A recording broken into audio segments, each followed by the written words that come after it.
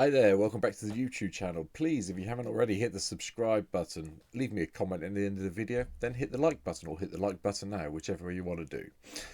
Anyway, Lord of the Rings, the MTG set has eventually hit Magic Online, and it's time to start looking at some of the legends that we all know that we're all familiar with. And today's one's no exception. I thought I'd start off with a little bit big. So obviously I am talking about Gandalf the White. 3 and double white for a 4/5 legendary creature avatar wizard. It's a bit nice. Has flash, great from the command zone. And you may cast legendary spells and artifact spells as though they had flash. That's quite nice. That starts us off nicely. And then he's got a second ability, which is really quite interesting. If a legendary permanent or an artifact entering or leaving the battlefield causes a triggered ability of a permanent you control to trigger, it triggers an additional time. So, Gandalf the White is a panharmonicon for legends and artifact creatures that are, yeah, that's what he is. Interesting. The catch for this is it's legendary permanence, and you really want to make sure you've got as many of the white legends as you can that have enters the battlefield or leaving the battlefield triggers. So that's what my deck's going on today, with a little bit of fun in between. So here's what today's deck looks like. Start at the beginning. Mana. White sources, so Castle Ardenvale, Command Beacon, Command Tower, the usual selection, including Ijano, Emeria, Fabled Passage. Nykthos is here, a little bit of card draw with Morocco, and a little bit of life gain because the amount of artifacts we're playing because of Gandalf. So Inventor's Fairs come in, but everything else in the deck is white, as you can see, along with Reliquary Tower and Temple of the False God. Not too complicated. Ramp side, I've gone a little bit heavy. Not going to lie about this. We've got my Mox Tantalite, Soul Talisman, Jeweled Lotus, Sol Ring, and then Arcane Signet. We've got Marble Diamond, Mind Stone, and Fourth Vessel down the end here. But that's because I really want to ramp up and do early ramp. But the whole main game with this deck, from my point of view, is to abuse this ability, the second one here. So, we want things that trigger and when they leave or exit. So, and notice it says leave it, and if a legendary permanent or artifact entering or leaving the battlefield causes a trigger ability. So, we've got a few things that happen, mainly because they come into play, is always better. So, gone down the usual selection. We've got Cloud Shift, we've got Ephemerate in here, just so we can do the repeating of the abilities coming into play. Legion's Landings here, just so we can get an extra landing and eventually get some vampires on the go, which would be quite nice. Path to Exile for a little bit of control. Portable Hole is an artifact. With Gandalf in play, this triggers twice, so you can get rid of 2 of the annoying things with mana value 2 or less. And your Shamari Ever Faithfuls here. Don't remember there being a dog in Lord of the Rings. I may be wrong, but yeah. Legendary permanent come into play with Gandalf. I think it triggers twice, so gets big very quickly. The next one of the Lord of the Rings cards is Samwise the Stoutheart, because Samwise has flash in this occasion. When he enters the battlefield, choose one target permanent from in your graveyard, put there this turn, return it to your hand, and then the ring tempts you. Not too worried about getting the ring tempt me today, but getting something back to our hand is quite useful, especially if it's been killed off. Hence why we're going that way. And a Fencer to give us some bolstering as creatures enter. Brought back just so we can return 2 target permanent cards that we put in our graveyard if things go pear-shaped, and we get to get them put back into play tapped, which means hopefully they come into play with comes into play effect, so they trigger again.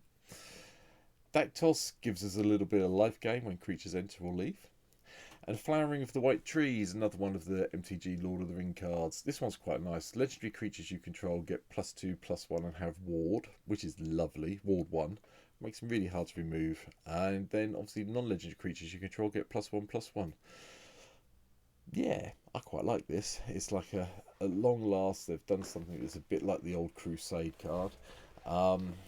Yes, I know Crusade's banned for all sorts of reasons. This one's a little bit better. Same mana value. Legendary enchantments, you only get 1 in play. But it does help your legendary creatures out significantly. Speaking of things that trigger well with artifacts while we're on it, Ecologist Terrarium and Elsewhere Flask and Golden Egg are all here because when they enter the battlefield they draw a card, and or in the case of the Terrarium you're going to get some lands, which could be even more useful. Double triggers with Gandalf, thank you very much. Mere Retriever, it dies. You get to, I think it double triggers when it dies. If Gandalf is in place, you get 2 artifacts back. So, you know, if you've sacked your golden egg or your terrarium, it's nice things to return. And the boots is here just to protect Gandalf. No other reason for having it in the deck. Far Traveller is a permanent blinky blinky once we have Gandalf in play. Heliod the Suncrowned gives us a bit of life gain and hopefully will come up to speed very quickly and be online as an indestructible god. Lauren of the Third Path triggering twice to block two annoying artifacts or enchantments of one of each is really nice for Gandalf. Oath of Gideon will trigger twice. It's a legendary permanent at the end of the day, so you'll get 4 core white ally tokens, assuming that Gandalf is in play when this comes in.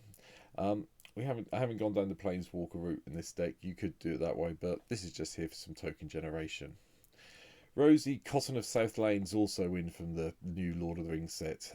Couple of food tokens is quite nice.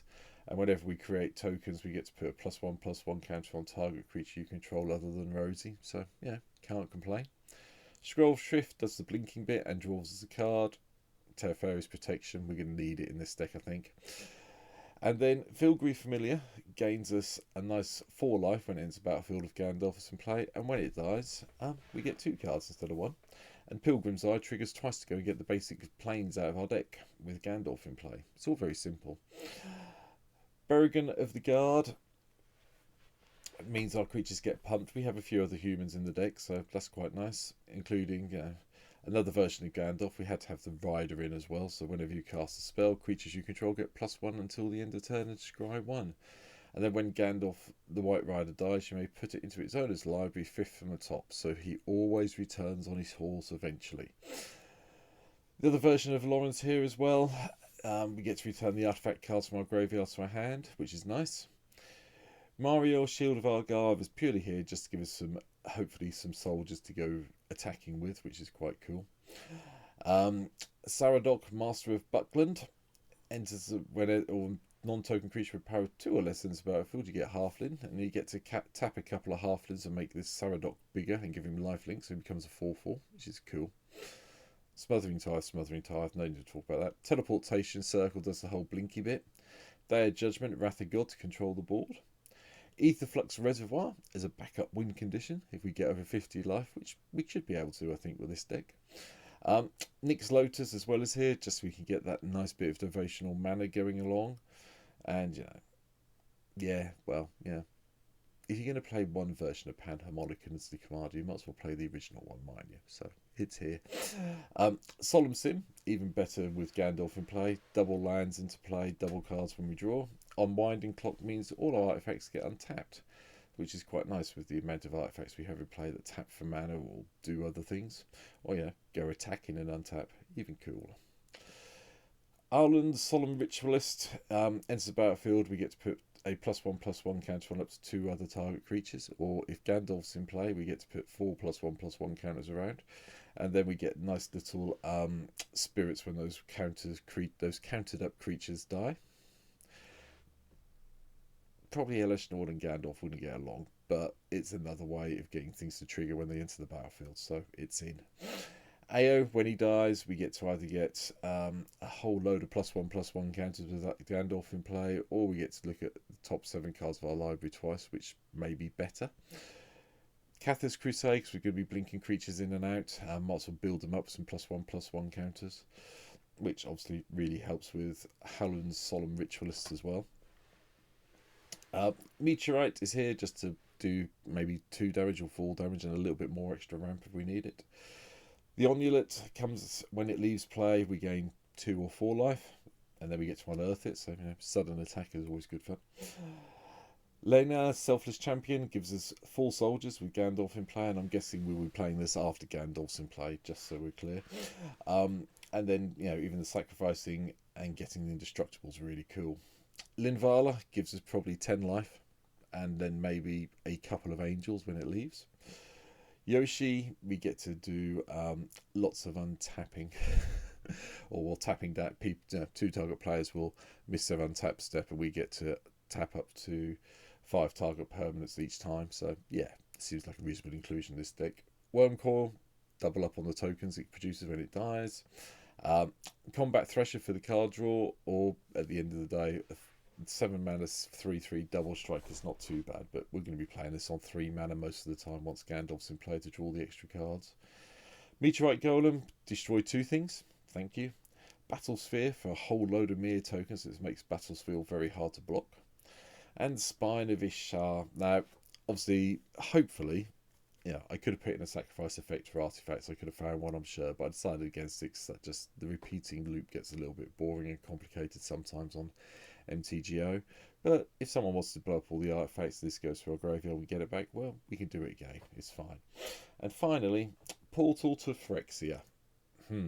With Gandalf in play and or Panharmonicon, yeah, that's 6 creatures that people are sacrificing, which is just stupid. And then, okay, we only get 1 creature back in our upkeep, but getting rid of 6 creatures off the board seems like a really good idea to me. But that's it. That's the now we've got the official cards in play. That's the end of my first video for Lord of the Rings. I hope you've enjoyed this one. I hope you've hit the subscribe button to help me get my numbers up a bit more. Leave me a comment. Let me know if there's anything you think I've missed. And I'll see you soon for another video. 2 more videos this week featuring Lord of the Rings, and 1 more on Friday featuring a card I've been waiting for a long time that actually Daybreak Games have actually got programmed in now, so that's coming up on Thursday. So look forward to that one for you, and hopefully I'll see you tomorrow when I'm talking about more Lord of the Rings Legends. Take care. See you soon. Bye.